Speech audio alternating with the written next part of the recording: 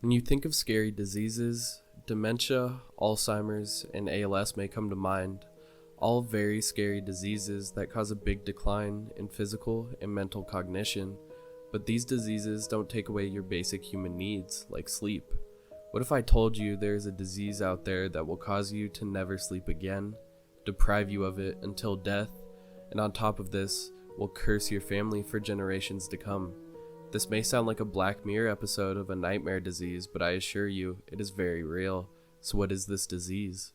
Fatal familial insomnia is a rare genetic degenerative brain disorder characterized by lack of sleep, initially starting very mild but later worsening to the point of serious mental and physical deterioration, caused by an abnormality in the prion-related protein gene that regulates the prion proteins in the body. Without this regulation, abnormalities form in the proteins that cause severe deterioration of neurons in the brain. The scariest part of this disease is there is no cure, and it will kill you. Although very rare, the accounts throughout history have piqued my interest, and they may pique yours as well, so let's get into them. In 1984, a man named Silvano was checked into a sleep clinic in Bologna, Italy. He resided there for 4 months with his sleep conditions drastically declining. At the end of his 4-month stay, he slipped into a coma and died. Scientists harvested his brain and studied it to find out what had killed him. Through these observations, they saw a history in Silvano's family tree with many relatives passing away due to similar symptoms, and saw his brain had deteriorated, causing his inability to sleep. This was the first time that FFI was ever diagnosed officially. So let's get into a more interesting account. Another patient of this disease decided instead of letting it take him, he would try to fight it. This patient only identified as DF and had a PhD in naturopathy and attempted an array of odd solutions to combat the disease. Buying a motorhome and setting off across the country was his first move, and an odd one at that.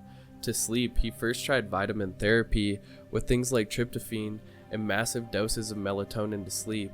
Eventually, these remedies stopped working and he had to try something more serious. These further solutions got much more serious, using anesthesia, nitrous oxide, and ketamine to fall asleep.